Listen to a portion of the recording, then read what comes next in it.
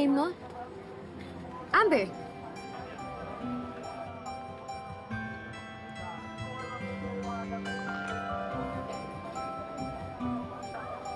Stan. Stan? Is that your nickname? Stan as in, I stan you? Kasi yung tawag sa akin ng mga suki ko at saka kapitbahay namin. Pero para sa mga taong espesyal,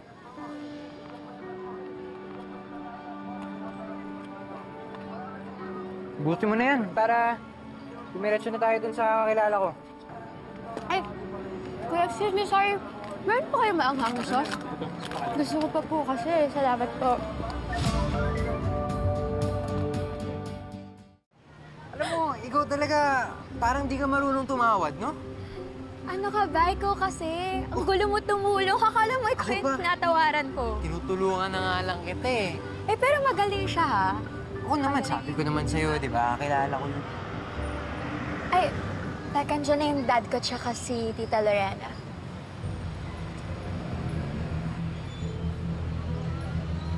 Tita Lorena? I mean, stepmom ko. Sorry, nasanay lang kasi ako tawagin siyang Tita Lorena.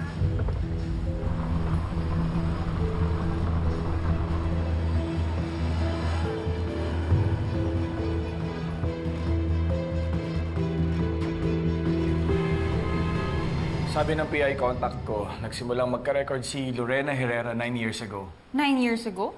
Eh, doon siya naging start maging maid namin. Pero wala daw bang nakitang kamag-anak or kapatid? Kinukulit ko pa. Pero sabi sa akin ni Casey, mag-update daw siya sa akin mamaya. Okay, Gian, so have all the mats delivered, okay? Yes, ma'am. Nauna, ha? Yes, ma'am. Okay. Sir. Bilib din naman ako sa'yo. After everything, nakakapasok ka pa rin, productive pa rin, walang sablay. Oh, Dennis, kaya ko magtrabaho. Kaya ko rin mag-multitask. Tsaka alam mo naman na hindi lang ako magaling sa numbers. Magaling din ako sa paghahanap ng totoo. What truth are you looking for?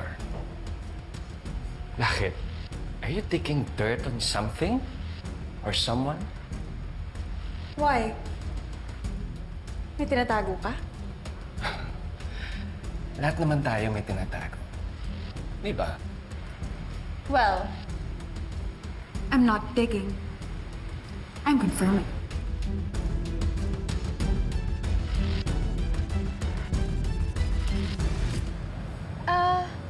Message kita, Oo, sige lang. Salamat din sa libre, ha. Ingat ka. Sige, see you.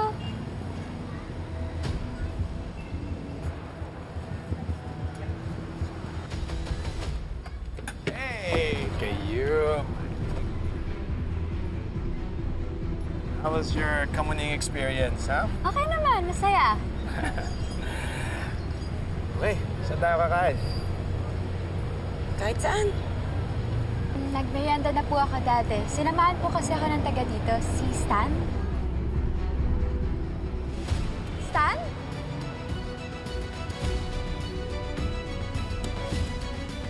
Kapal ng muka? So, walang baptismal or confirmation? Yung birth certificate niya, late registered.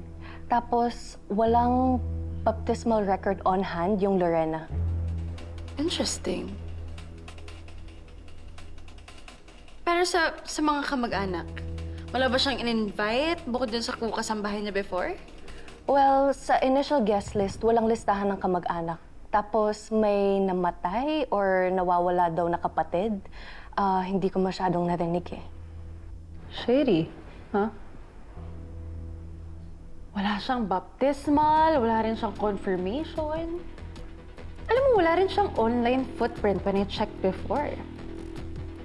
You know what, Casey? Just keep digging, okay? Tapos, isend mo na lang sa akin yung wedding prep schedule nyo.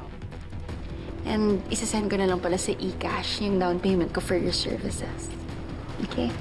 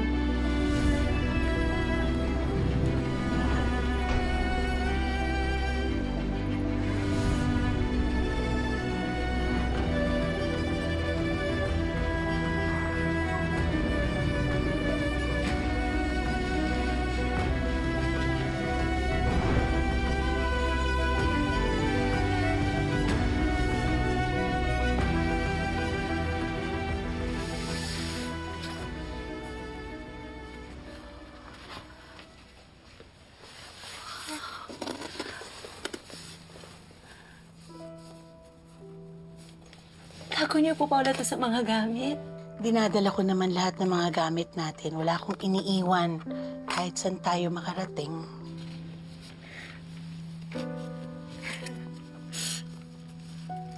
Alam niyo po, tuwing may kita ako, lagi akong bumibili. Kasi isip ko, pag nagkita kami ulit, gusto ko may bigay ako sa kanya. Kaso pa kaya to kay Tristan? Magustuhan kaya niya to? Ako ba? OFW yung peg?